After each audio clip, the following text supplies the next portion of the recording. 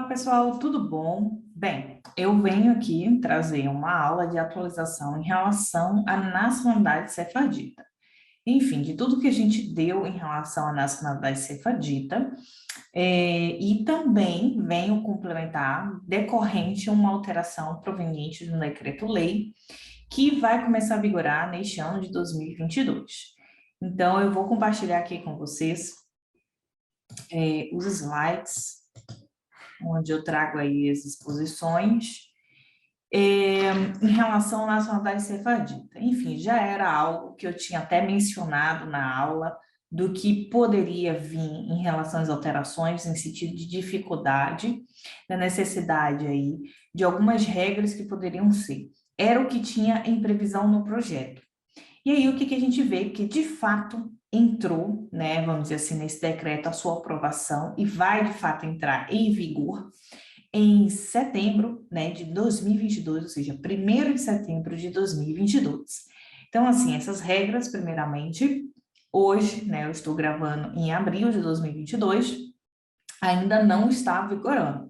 Então, você que ainda está tratando de documentação, e ainda está em busca da sua documentação, é uma questão de correr, de fato, ou o seu cliente, no sentido de proceder, né, o protocolo desse processo até o dia 31 de agosto de 2022. Eu, por acaso, não olhei se é um sábado, se é domingo, mas pronto, é o último dia que quem quiser obter a nacionalidade portuguesa pela via sefardita, sem ter que comprovar a ligação efetiva e duradoura a Portugal.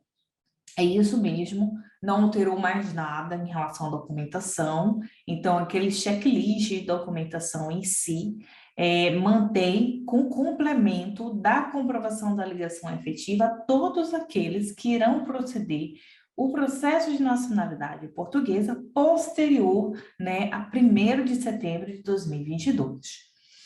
Portanto, a gente vê aqui que existe, na verdade, uma exposição, vamos dizer assim, de seleção do que pode ser aí de comprovação de ligação efetiva.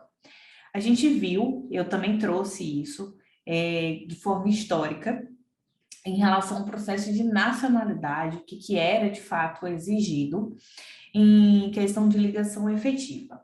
É assim, eu já trouxe essas questões na Conservatório de Registros Centrais de Lisboa, efetivamente ainda não está em vigor, ainda não tem nenhum processo, então, consequentemente, eles falam, olha, ainda não sabemos como vai se proceder, porque é como todo processo, né, gente? Todo processo tem sua experiência, tem sua dinâmica, e a questão da discricionariedade da conservadora ou conservador na tratativa desse processo em relação à análise. A verdade é que essa comprovação de ligação afetiva ainda existe, vamos dizer assim, critérios totalmente abertos, né? Então, cada caso vai ser um caso, uma questão de análise e uma questão de tentativa, né? Então, eu trago aqui o que já foi exposto, assim, para mim, no sentido de que podem, né, ser comprovação de ligação efetiva à comunidade portuguesa, e duradoura ao território português.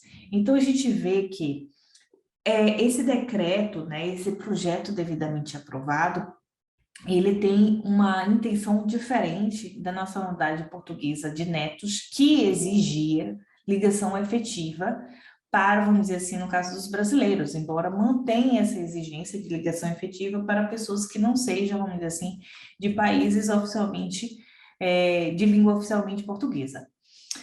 Portanto, a gente vê aqui, basicamente, que existe uma necessidade de ligação à cultura e território de forma duradoura. Então, com base nesses critérios que foram definidos, a gente começa a pensar no que seriam provas essenciais para serem aceitas, né, aceitas, no caso, em sede de processo de nacionalidade via cefardita, quando entrar em vigor. Então, eu coloco aqui, no caso da titularidade transmitida mos causa de direitos reais sobre imóveis situados aí, no caso, né, em Portugal, e outros direitos pessoais de gozo ou de participação participações sociais em sociedades comerciais ou cooperativas sediadas em Portugal. Então, a gente está vendo que existe o quê? Uma ligação a Portugal, mas uma ligação duradoura, né? Ou seja, a gente está falando de uma herança que aquela pessoa recebe, de um imóvel que tem um lapso de tempo. Eu acredito que também vai ser aceito aquele outro critério que a gente também utilizava e utiliza em outros casos, né, para a comprovação de ligação efetiva à comunidade portuguesa, as pessoas que têm um apartamento em Portugal, ou então tenha residido em Portugal um lapso de tempo de 3 anos. Então, a pessoa que tem um contrato de arrendamento ou tenha, de fato, aí a caderneta predial desse imóvel, ou herdou esse imóvel, né? Então, um lapso de tempo consideravelmente vai ser aceito como prova.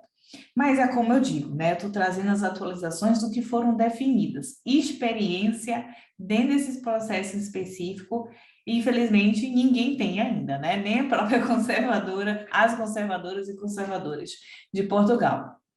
E uma outra exposição que também trazem é no sentido de 10 locações regulares ao longo da vida do requerente em Portugal. Então é isso, a pessoa às vezes teve muitas viagens, fez um Erasmus de 6 meses, fez um curso de 3 meses, passou 3 meses aqui, tem como comprovar, né, gente? Porque você sabe que tem cliente que vai dizer assim, olha, eu já fui não sei quantas vezes, fiquei um tempo, mas eu não tenho documentação nenhuma. Na área do direito é uma coisa clara, né? Se você não tem documentação, de duas uma, ou você vai tentar arranjar essa documentação, ou consequentemente não adianta nada, né? É claro que as pessoas podem sempre construir, né, essa ligação ao território português. Então, volta aquele critériozinho que eu disse na aula, onde era uma intenção do projeto aprovar que as pessoas tenham que residir 2 anos, no mínimo, em Portugal. Então, é óbvio que as pessoas que venham fazer um mestrado, que venham residir, enfim, por N motivos em Portugal, durante um lapso de tempo de 1 ano, 2 anos, pode, de fato, também iniciar o processo e comprovar, de fato, né, a sua ligação ao território português e de forma duradoura. Então, a diferença, né, do que a gente vê dos critérios que possam ser exigidos exige desse processo, diferentemente da ligação efetiva, como é no caso de netos, como é no caso de nacionalidade portuguesa pelo casamento, a gente vê que eles querem uma ligação não somente cultural, mas sim ao território, né, português dentro de um lapso de tempo. Então, com base nesse critério, a gente sempre vai ter que ter, ou seja, uma inteligência dentro do caso específico dos clientes que venham aparecer depois que começar a vigorar essa norma, o que pode ser como prova aceite aí. Mas é isso, gente, particularmente, infelizmente, pode ser que muitas coisas vão se moldando, vão se aliando de acordo com os casos, de acordo com as decisões discricionárias, né, dos conservadores e conservadoras dentro dessa análise, e aí vai cada vez mais chegando à conclusão do que pode ser aceito ou não, como aconteceu no caso dos outros tipos de processo de nacionalidade, que exige também ligação efetiva à comunidade. E aí a gente vê, né, eu trago aqui o que foi aprovado, né, em anexo do Decreto-Lei 237-A, 2006, de 14 de dezembro, alterado pelos Decretos-Leis 43 de 2013, de 1º de abril, 30 do A de 2015, de 27 de fevereiro, tem o 71 de 2017 e o último, que é esse que traz essa alteração de fato, que é o Decreto-Lei 26 de 2022, de 18 de março. Então, além de, né, a pessoa ter que fazer isso aqui, né, ter o certificado, né, certificando, passado por uma comunidade judaica com estatuto de pessoa coletiva, religiosa e radicada em Lisboa, como é em Portugal, desculpa, como é no caso aqui em Lisboa e no Porto, que é a CIL, né, que as pessoas apresentam toda a documentação e eles fazem a emissão dessa certidão. Então, além disso, vai ser necessária a comprovação também da ligação a Portugal. E é isso, mais uma vez relembro aqui, dia 1º de 9 de 2022 começa a vigorar. Todos os processos anteriores, né, que já estão aí a decorrer, não precisa se preocupar, ok? Porque não interfere também. Embora, gente, eu sempre gosto de relembrar, toda vez que ocorre uma alteração da lei, normalmente isso acontece quando a alteração da lei é benéfica, né? Sempre existe, sim, a questão do requerente optar pela aplicação da nova lei, tá?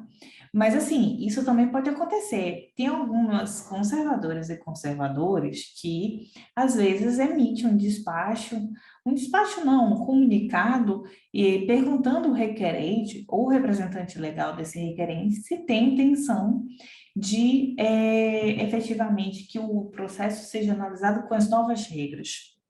Acontece às vezes e às vezes não acontece, às vezes eles já fazem de forma automática quando é benéfico, ok? Quando é maléfico, eles por vezes fazem um comunicado por escrito e dá, claro, pronto, às pessoas a liberdade de escolher. Por exemplo, quando aconteceu no caso dos netos, né?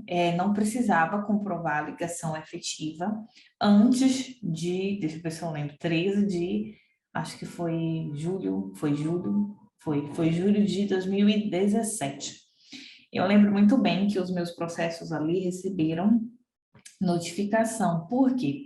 Porque não era de todo maléfico, mas tinha também alguns pontos positivos. Por quê? Porque até ali era naturalização, né, no caso dos netos, e basicamente a pessoa não precisava comprovar a ligação efetiva, mas também era uma nacionalidade que não conseguia transmitir aos seus filhos maiores de idade. Então, aqueles que tivessem, de fato, como comprovar a ligação efetiva, era benéfico fazer, no meio do processo, o pedido de que fosse analisado com as novas regras, porque já convertiu o processo de naturalização para o originário. Aquelas pessoas que não tinham ligação efetiva, de fato, não era benéfico. Então, normalmente, eles não fazem uma análise automática quando existe qualquer, enfim, critério que é necessário comprovar.